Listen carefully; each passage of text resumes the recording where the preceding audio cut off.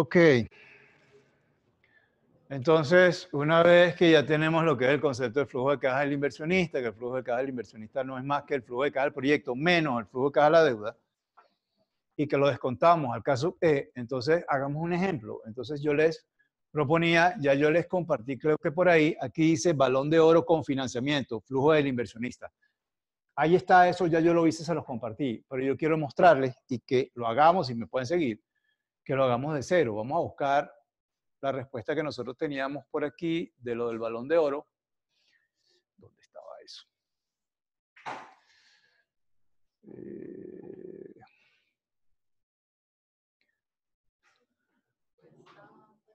Taller balón de oro, respuesta a Messi Ronaldo este. Vamos a suponer que descargamos esto.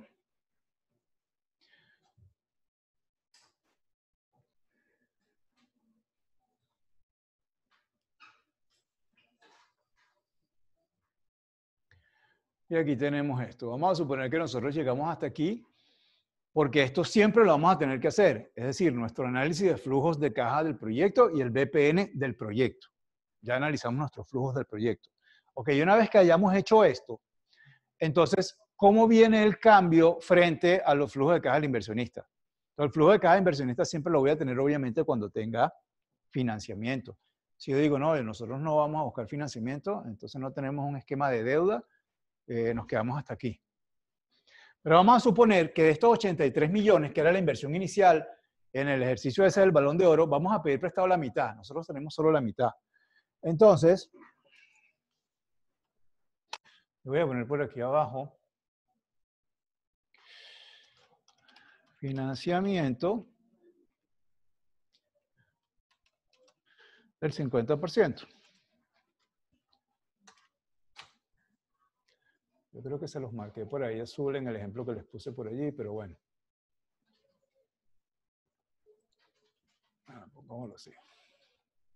Eso quiere decir que yo voy a pedir prestado esto dividido 2, 41.500.000. Si yo necesito entonces calcular los componentes, primero, cuál va a ser la cuota que yo voy a tener que pagarle al banco por ese préstamo, voy a tener que calcular de esa cuota cuál es el componente de intereses y cuál es el componente de amortización de capital. Entonces armamos una pequeña tabla de amortización. ¿Eso qué va a tener? Eso va a tener el capital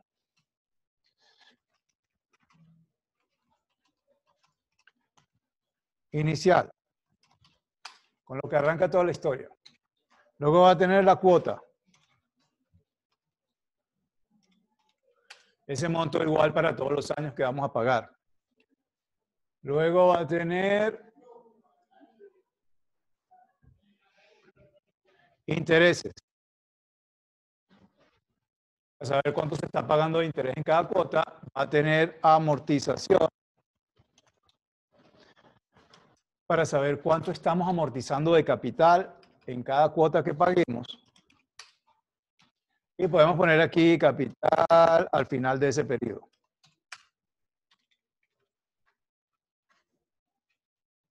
Digamos que esos serían los componentes para mi tabla de amortización.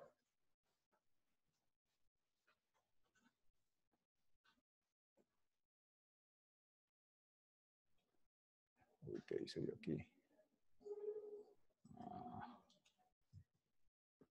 Vamos a ponerlo así.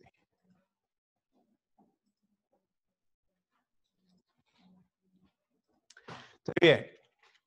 Nuestro capital inicial, ¿qué va a ser? ¿Cuánto pedimos prestado? Yo puedo decir que es igual a estos 41.500 que están aquí. Ese fue nuestro préstamo. Lo vamos a pagar en cuotas. Obviamente, si estamos hablando de que nuestro proyecto es para 5 años, en este caso, vamos a suponer que lo vamos a pagar en esos 5 años en que vamos a tener el proyecto funcionando. Entonces vamos a tener aquí 1, 2, 3, 4, 5 años. Aquí entran.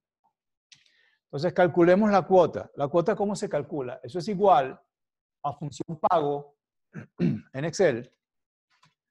Pago, abro paréntesis, y me pide la tasa. ¿Cuál es la tasa? la tasa del préstamo. ¿Ok? Entonces, vamos a suponer, y yo para este ejercicio lo tengo, que yo conozco cuál es la tasa de la deuda, porque si yo me voy aquí en el cálculo que habíamos hecho del WACC, yo tengo que K sub D es 628. ¿Sí? Yo puedo tomar ese 628, eso lo divido entre 100. Supongamos que es ese.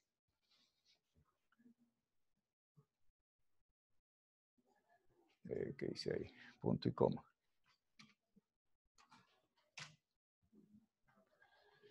¿Y qué más me pide? Número de periodos. Son 5, ¿no?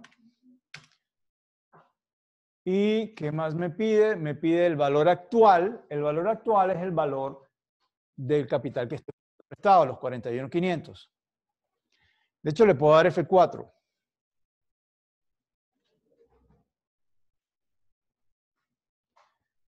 Y a este también le puedo dar F4.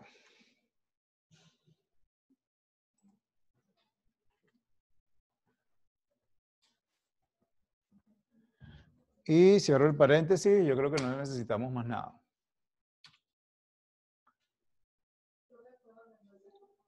Claro. Vamos a borrarlo.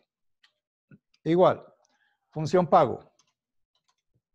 Abro paréntesis. Lo primero que me pide, la tasa. Bueno, la tasa, ya dijimos que era, si nos íbamos aquí,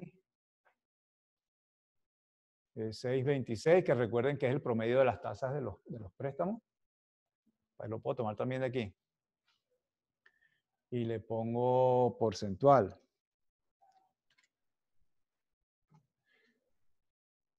Vengo para acá y lo otro, le doy punto y coma, que es lo otro que me pide. ¿Qué me hizo aquí?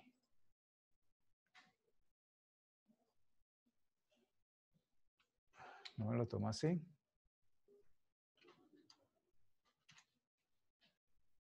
Número de periodos son 5. Punto y coma, valor actual es el valor que estoy pidiendo en préstamo. Le doy F4 para fijarlo. De hecho, en teoría este también debería fijarlo. Pero no sé si me lo va a tomar al final.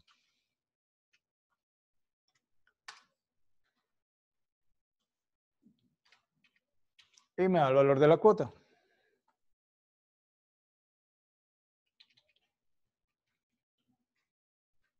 Ahora, de esa cuota, yo voy a pagar una porción de intereses. Dentro de esos 9.928.000 hay una parte que son intereses y otra parte que amortiza capital. Entonces, ¿cómo la dividimos? Calculamos primero los intereses. Los intereses van a ser igual a el capital inicial, los 41.500, multiplicado por la tasa de interés de la deuda, es decir, la misma que tengo por aquí. Por esto porcentual.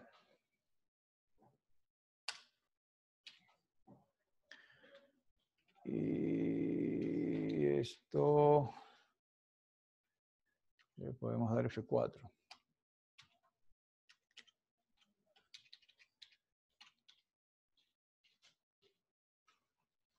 Voy a ponerle separador de miles aquí a esto. Pero bueno. Entonces, ¿qué tenemos? Capital inicial, los 41 que pedimos. Ya calculamos la cuota, vamos a pagar 9 millones todos los años. El primer año hay 2.607.000 de intereses, que sencillamente vienen de multiplicar los 41.500.000 que le debemos al banco por la tasa de interés.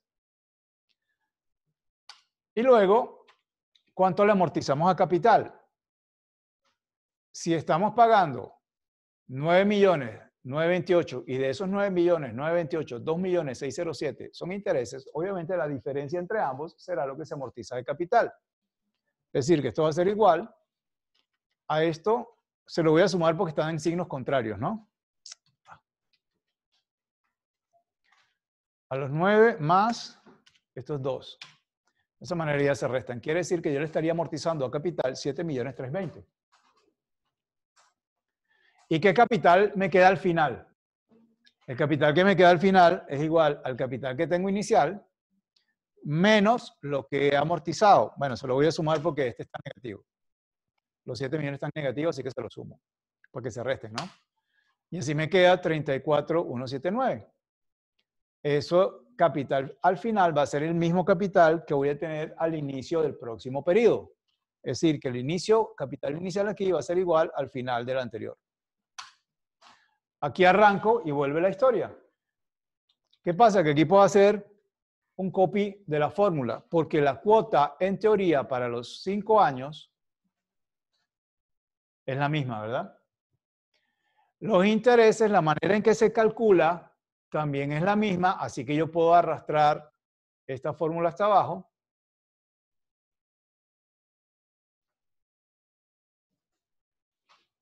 Esto siempre va a ser igual al último del anterior, esto también lo puedo arrastrar. Y amortización y capital también van a ser siempre la misma fórmula, así que también los puedo arrastrar. Es decir, eso lo tengo que hacer solo en la primera y el resto todo lo copio. Entonces, fíjense cómo el capital al final de cada periodo va disminuyendo hasta el momento en que para el último año el capital se hace cero. De esa manera, pues ya sabemos que a ese momento ya hemos pagado todo el préstamo. Esto es lo que yo necesito, la tabla de amortización. Y yo con esto ya yo puedo saber cuánto es la porción de intereses y la porción de capital que voy a pagar cada año. Entonces vamos a poner por aquí esto en azul, creo que lo había puesto yo por allá.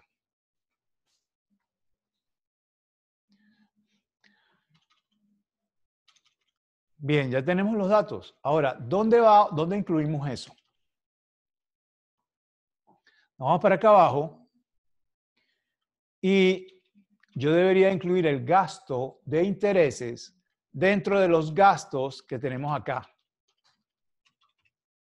Yo puedo copiar esto, como siempre hacía, es decir, para no perder el cálculo original de los flujos de caja del proyecto, lo copio abajo y trabajo sobre la copia para montar los flujos de caja del inversionista, digamos, para no perder esto. Pero bueno, ¿qué debería hacer? Entonces debería incluir aquí un gasto adicional. Voy a incluir una fila donde pongo gastos de intereses. Y para el primer año, ¿cuánto va a ser el gasto de interés?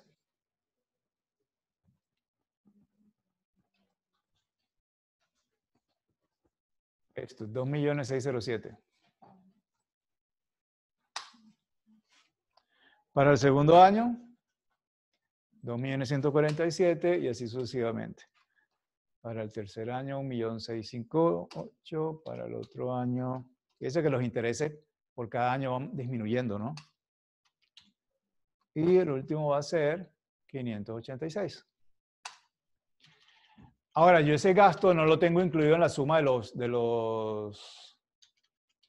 en el cálculo de la utilidad operativa, porque yo en la utilidad operativa tengo restado los gastos que tenía ahí antes, pero como ese lo acabo de incluir, ahora le tengo que restar a la utilidad operativa ese gasto de intereses.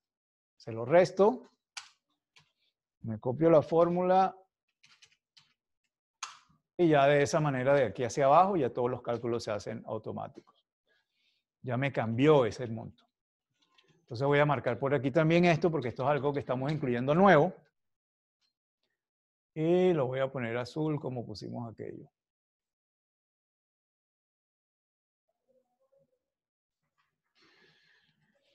¿Qué otra cosa tengo que incluir? Cuando calculamos los flujos de caja, nosotros sumamos la depreciación a la utilidad neta, pero ahora le vamos a tener que restar. Entonces voy a insertar aquí un par de filas. Vamos a poner aquí amortización del préstamo. La amortización del préstamo para el primer año, ¿qué va a ser? Es el capital que estamos pagando el primer año. Es decir, esto que está acá.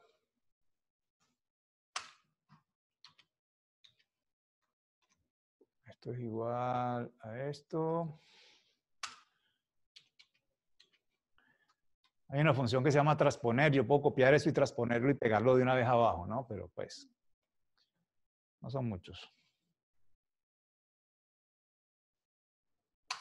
Y fíjense que el capital que se va amortizando, cada periodo va aumentando.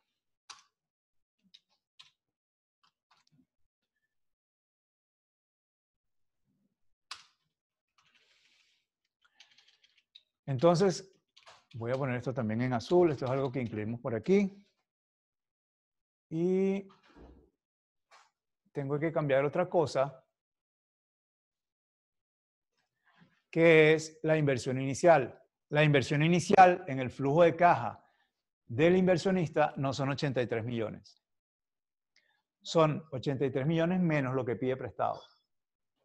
Es decir, la mitad, ¿no?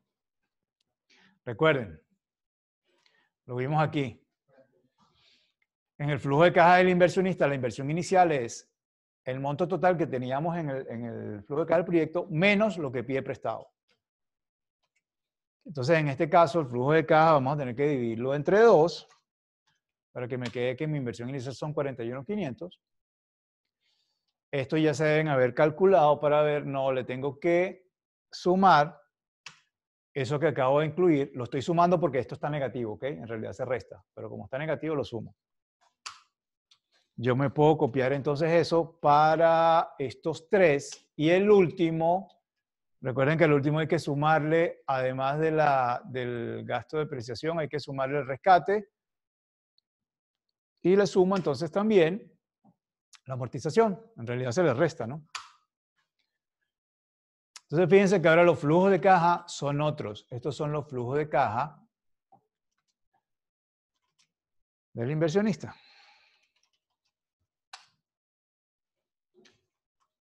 Los flujos de caja del inversionista van a cambiar también en la tasa que se utiliza para descontarse.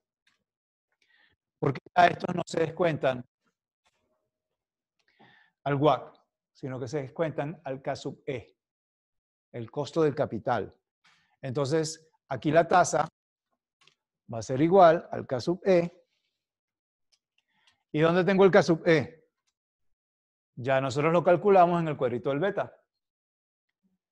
Tengo K sub E, costo de patrimonio, 20.03 aquí. Eso dividido 100. Y así me da el BPN.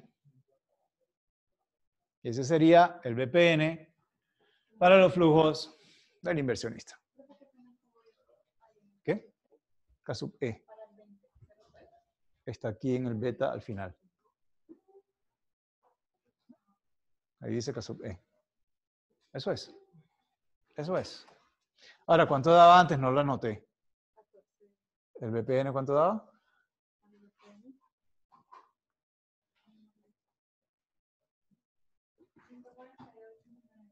Bueno, ahí más o menos, pero igual sigue dando positivo, o sea, desde el punto de vista del inversionista, con todo el tema de su deuda y que pida la mitad de la plata prestada, eso sigue siendo, eso funciona para él, ¿no? Entonces, ese era el cambio frente a lo que habíamos venido viendo que yo quería compartirles. Entonces, así de esa manera ya saben cómo se pueden incluir, en el caso de que ustedes utilicen deuda dentro de los flujos de caja, el cálculo del flujo de caja del inversionista y cómo se incorpora la deuda dentro de toda esta historia. Voy a pausar esto.